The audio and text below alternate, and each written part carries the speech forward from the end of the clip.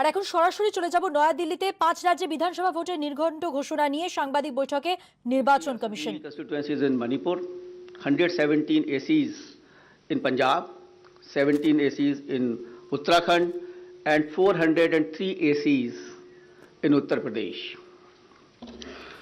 The Constitution of India places upon ECI the solemn responsibility to conduct timely elections.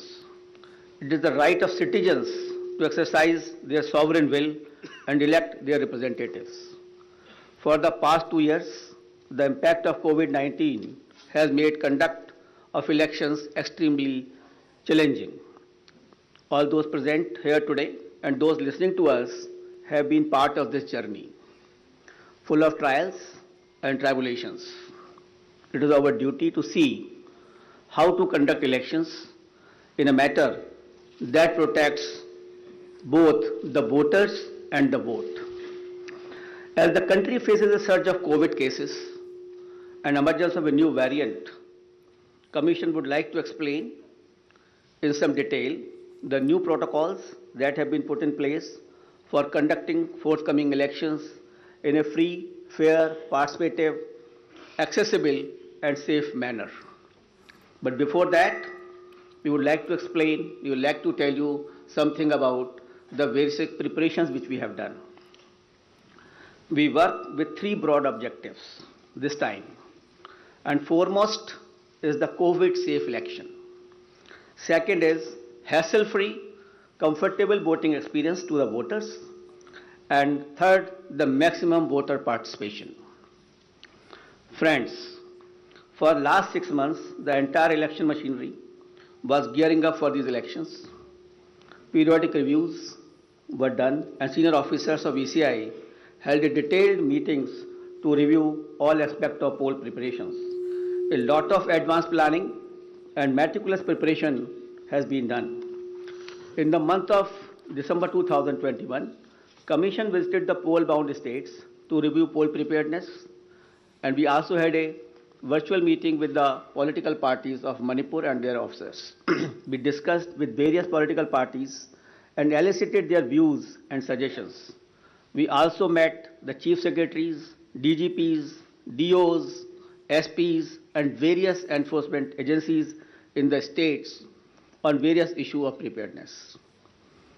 As the COVID cases showed a resurgence, especially in view of the new variant of concern, that is Omicron, Commission held meetings with Health Secretary, Government of India, and health experts as well, health secretaries of the states.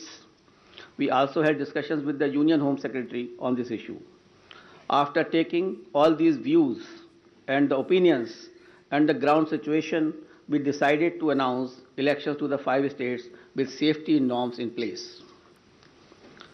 At the heart of election process lies the sanctity and absolute veracity of the electoral roll.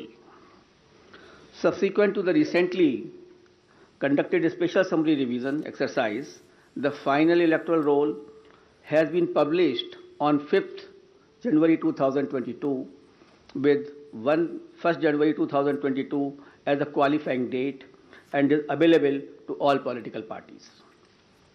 Commission laid emphasis on registration of new age voters, women, and persons with disabilities. A total number of 18.34 crore electors, including service voters, will take part in this election, out of which 8.55 crore are women electors. As a result of the hard work done by our officers in the field, we have some very encouraging figures to share with you. And there was a lot of emphasis on increasing the gender ratio, that is, the women's participation in electoral process. And I'm happy to say that it has been increased in all the 5 states. And as compared to the last assembly elections, and with Uttar Pradesh witnessing the maximum increase of 29 points, followed by Goa 24 points, Manipur 19 points, Uttarakhand 18 points, and Punjab 10 points. With this result, the gender ratio of various states is as under: Goa 1056, Manipur 1065, Punjab 902, Uttarakhand 928, and UP is 868.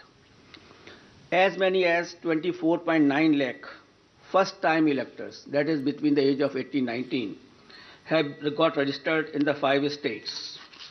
And out of these, first-time women electors are 11.4 lakhs. In the 5 foregoing states, a total of 13.01 lakh PWD voters and 31.47 lakh senior citizens 80 plus age have been mapped. Their participation has been increasing and their presence at the polling stations serves to inspire the younger generation.